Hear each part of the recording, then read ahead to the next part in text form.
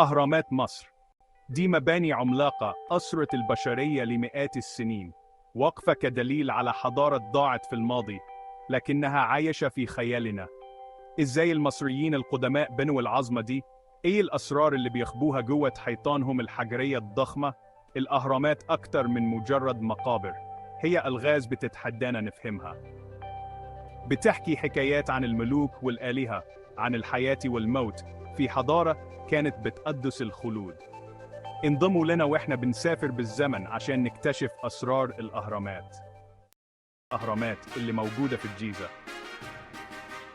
الهرم الأكبر بالجيزة اللي اتبني للملك خوفو هو الأعظم. صعب نتخيل حجمه الهائل. تخيلوا مبنى أطول من تمثال الحرية، معمول من أكتر من 1,000,000 حجر. جنبه يقف هرم خفرع ومنقرع، كل واحد مميز ومثير للإعجاب. المعالم دي ما اتبنتش بين يوم وليلة، دي كانت مشاريع ضخمة اشتغل فيها آلاف العمال المهرة على مدى عقود.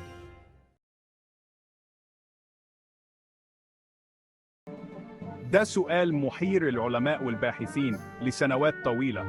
علماء المصريات كرسوا حياتهم للإجابة على السؤال ده، بيبحثوا في كل الأدلة المتاحة من النصوص القديمة للأدوات اللي استخدموها. احنا عارفين إن المصريين القدماء كانوا خبراء في استخدام أدوات النحاس. الأدوات دي كانت متقدمة جدا بالنسبة لوقتهم. استخدموا الأدوات دي عشان يشكلوا أحجار الجيري اللي تم استخراجها من مواقع قريبة. عملية استخراج وتشكيل الأحجار كانت معقدة ودقيقة، لكن إزاي نقلوا الأحجار الضخمة دي؟ بعضها كان وزنه زي وزن الفيل. ده كان تحدي كبير. في نظرية بتقول إنهم استخدموا منحدرات هائلة كانت بترتفع مع ارتفاع الهرم. المنحدرات دي كانت بتحتاج لعمالة كبيرة ومهارة عالية، وغيرها بيعتقدوا إنهم استخدموا نظام من الروافع والبكرات. النقاش لسه مستمر، كل نظرية لها مؤيديها ومعارضيها، والبحث مستمر لاكتشاف الحقيقة.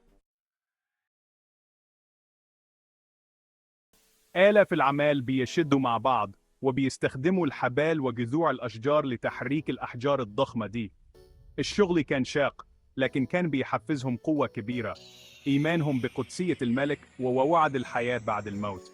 دقة شغلهم مذهلة. الأحجار مرصوصة مع بعض بحيث ما فيش بينهم غير فراغات صغيرة جدا. الدقة دي ما كانتش بس للجمال، لكن كانت ضرورية لصلابة هيكل الأهرامات عشان تضمن تحملها لاختبار الزمن. أسرار في الرمال، الغرف والممرات.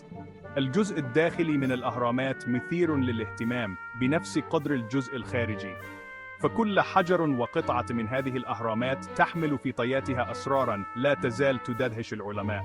هي مش مجرد هيكل صلب، بل هي تحفة معمارية تعكس عبقرية المصريين القدماء. إنما تحتوي على متاهة من الغرف والممرات مصممة لحماية روح الملك في الآخرة وتوجيهها. هذه الممرات ليست مجرد طرق، بل هي رموز دينية ومعمارية. حجرة الملك الموجودة في أعماق الهرم الأكبر تضم تابوت خوفو.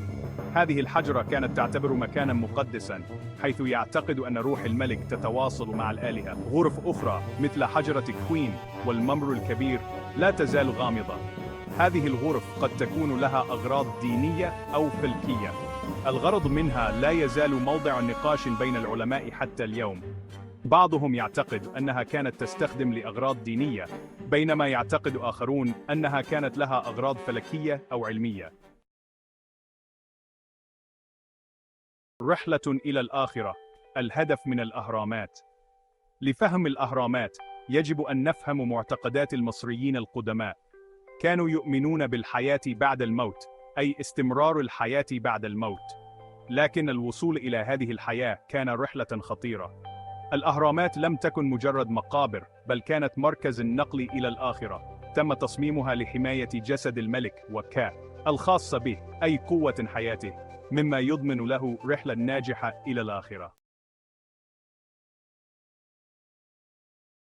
داخل الأهرامات اكتشف الآثاريون كنوزاً لا تصدق، أقنعة ذهبية ومجوهرات معقدة وأشياء من الحياة اليومية تم وضعها جميعا هناك لمرافقة الملك في الآخرة.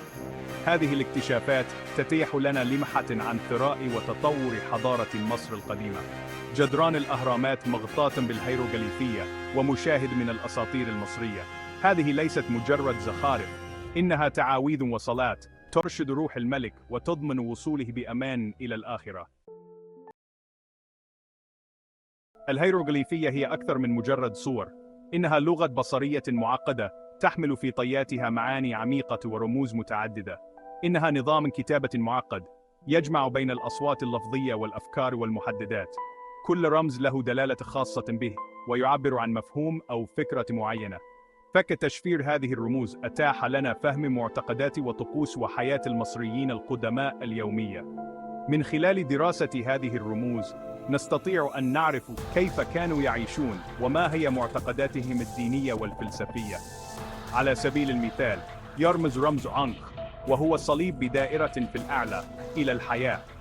كان هذا الرمز يستخدم في الطقوس الدينية ويعبر عن الحياة الأبدية. ترمز خنفساء الجعران إلى الولادة من جديد والتجدد.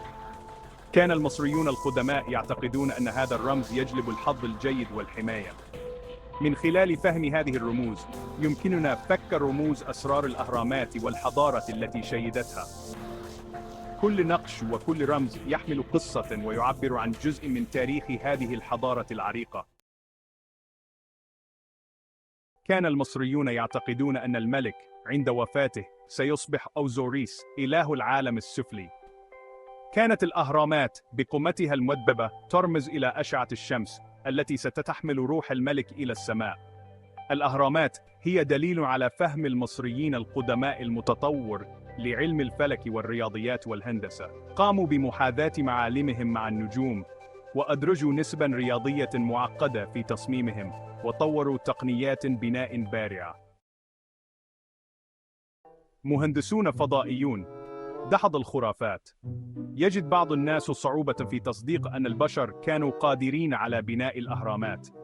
يشيرون إلى الحجم الهائل للأبنية، ودقة الأعمال الحجرية، والمحاذاة الفلكية كدليل على تدخل كائنات فضائية. بينما من المغري أن ننسب الأهرامات إلى الكائنات الفضائية، فلا يوجد دليل علمي يدعم هذا الإدعاء. الأهرامات هي دليل على براعة الإنسان ومثابرته وقوة إيمانه.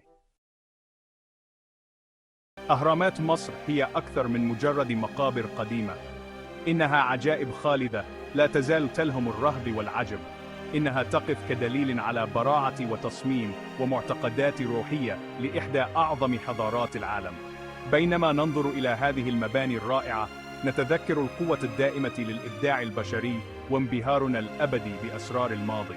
ستستمر الأهرامات في أسر خيالنا لأجيال قادمة، حيث تدعونا إلى فك رموز أسرارها وكشف غموض الملوك.